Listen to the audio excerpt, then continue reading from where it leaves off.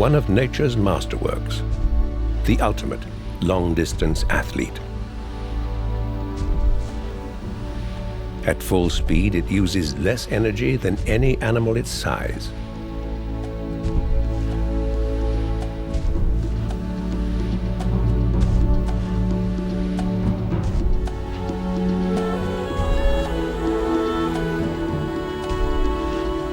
The kangaroo is shaped by the land in which it lives, one of the most challenging places on Earth.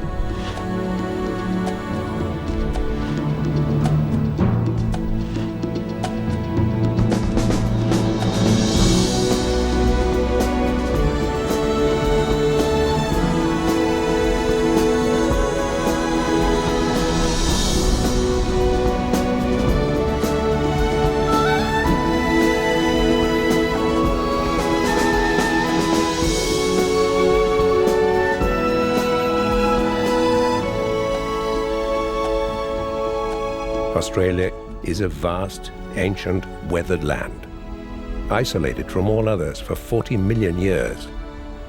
It is a place of extremes, more like another planet than another continent.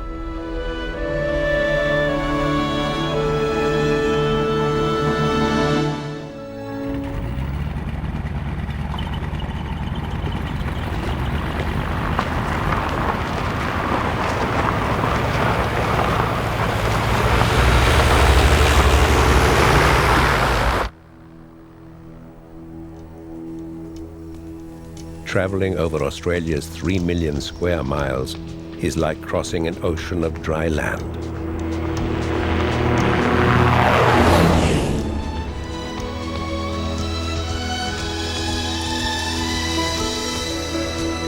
Primeval landscapes, now sheer diversity of species, spreads the risk that life is required to bear.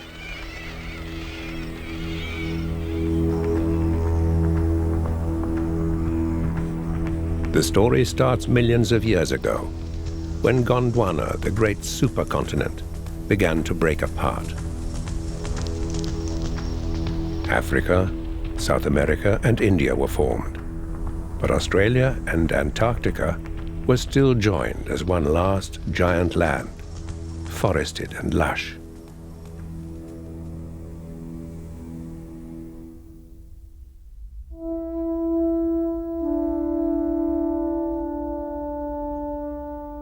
By 50 million years ago, the breakup was complete, when Australia parted from Antarctica. A massive ocean current began to flow around the South Pole, and Antarctica's life perished under a blanket of ice and snow. Australia pushed northwards from the freezing latitudes, and remained isolated for the next 30 million years. It became an ark of survival for its cargo of ancient life. Searing winds began to dry the land, and its moist rainforest all but disappeared.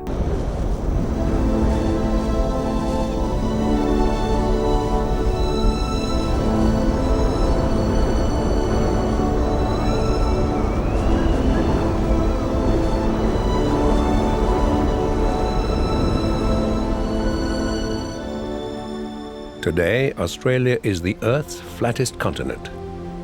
Its mountains were worn to their stumps millions of years ago.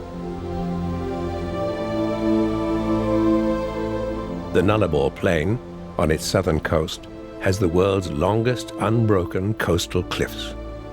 Once you could walk to Antarctica from here.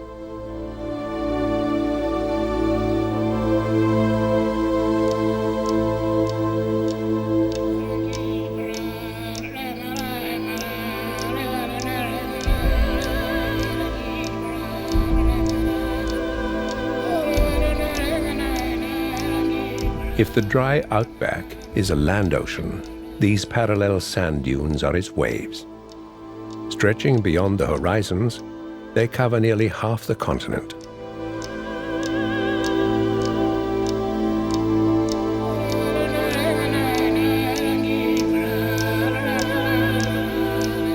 Millions of years of rain and drying winds long ago leached the goodness from most of its soil. In the red center, there is no regular, predictable pattern of rainfall. Poor soils and a savage climate now challenge all life in this land.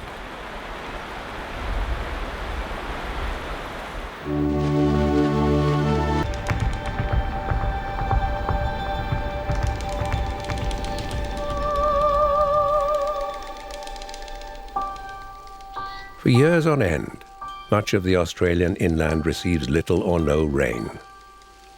2/3 is classified arid, and 1/2 is desert. The outback, as it is called, covers most of the continent.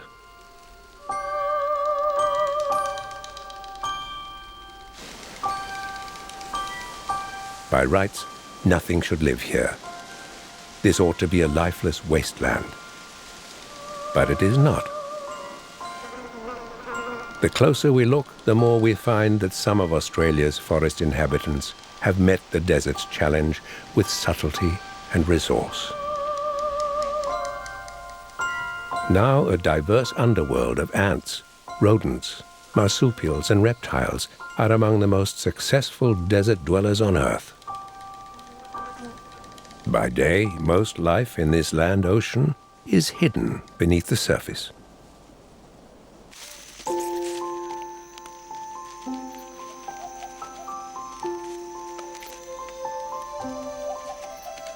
Many of the desert, their underground storehouse will see the whole colony through the toughest of times.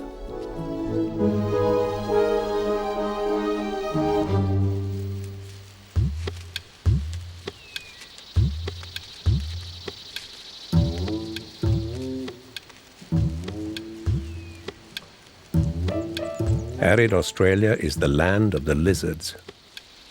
There can be up to 47 different varieties in just one area. The thorny devil has a sticky tongue, and it's picky about what it eats.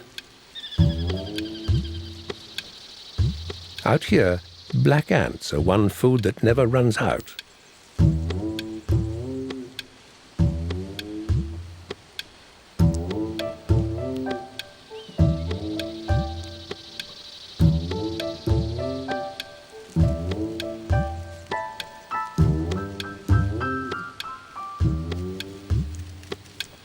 The devil is perfectly adapted to the desert. Its prickly skin collects moisture from the air, and a system of fine channels along its body carries the water to its mouth.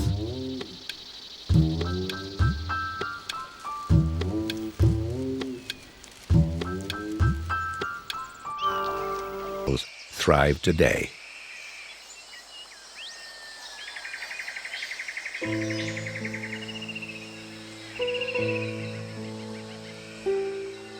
These Antarctic beech trees began growing between 3,000 and 5,000 years ago, but their roots are in the ancient supercontinent.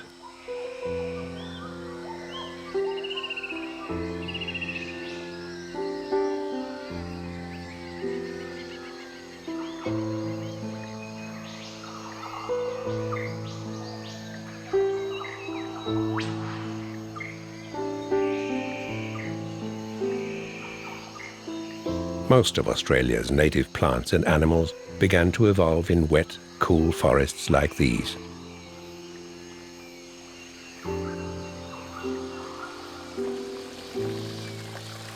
One of the most remarkable living links with that ancient world is found in the creeks and freshwater rivers of the East Coast.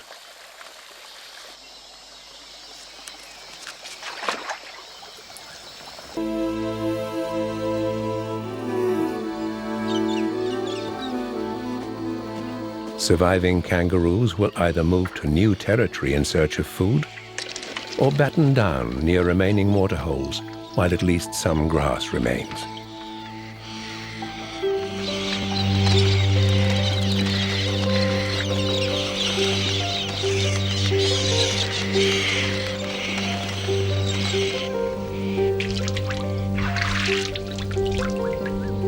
Emu families have a similar hard choice to make. Whatever they decide, it will be a gamble.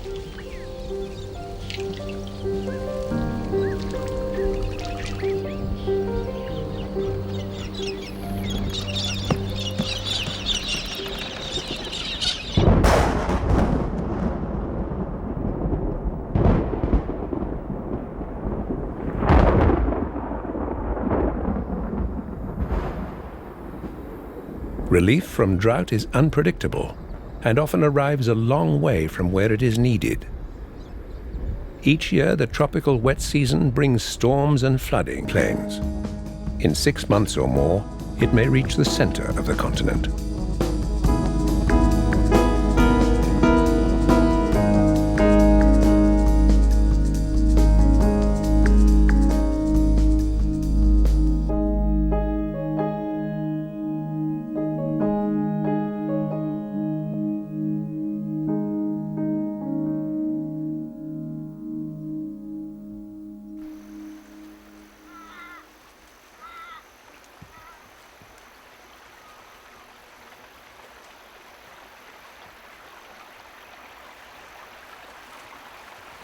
Under cloudless skies, the water creeps quietly inland, filling hundreds of dry waterways.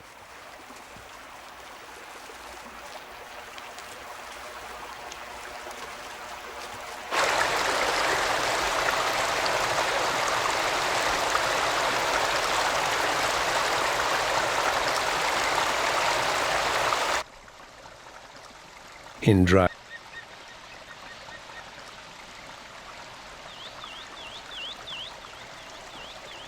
subterranean life that may have been dormant for years begins to stir.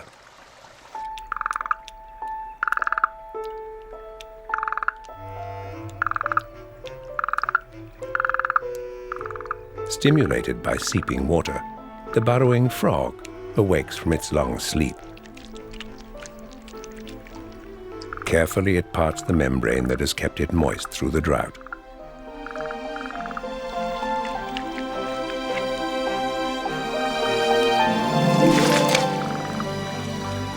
Like the frog, many creatures are primed for the good times that are about to unfold. Alerted by an ancient program in their minds, egrets arrive and take up feeding positions. Fish have already started reproducing in streams that until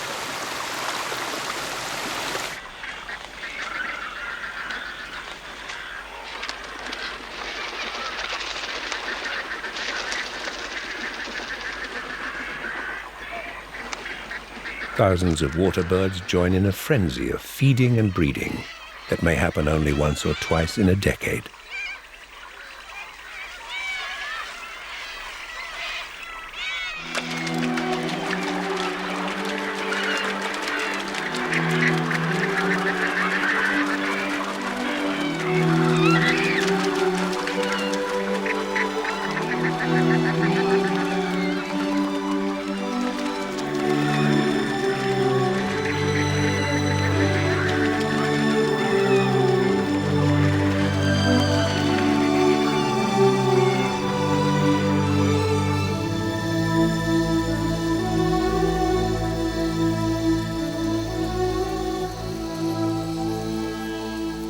Briefly, the desert blossoms in a colorful tide of new life.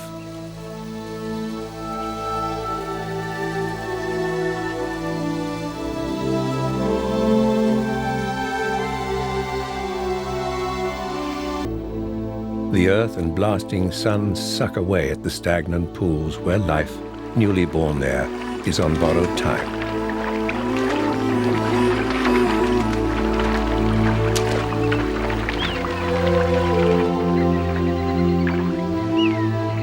Trapped by receding waters, some of these fish will provide a final feast for the birds.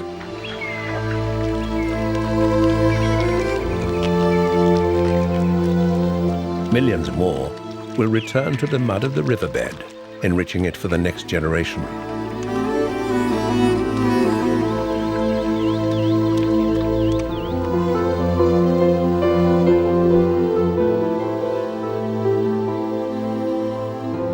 With their food supply running low, the great flocks of pelicans become nomads once more, rising to search for that far flash of water over the horizon.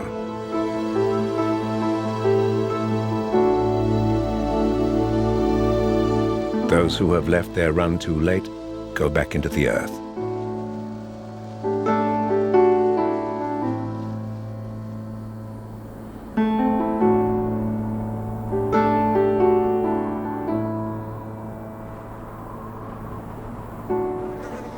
The familiar desert will now reclaim this place.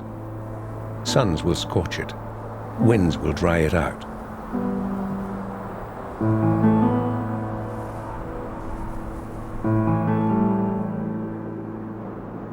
Most living creatures will dig in and take refuge underground. Some will flee to the gentler edges of this great land. And the hardy ones will await a new flood in some future year.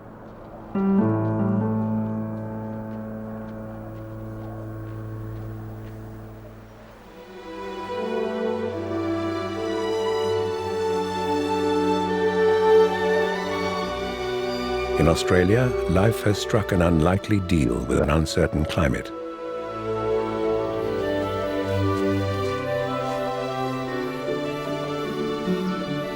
The continent has been a ship of refuge for an alternate order of ancient life. As it crept northward through the eons, its passengers have had to adapt again and again.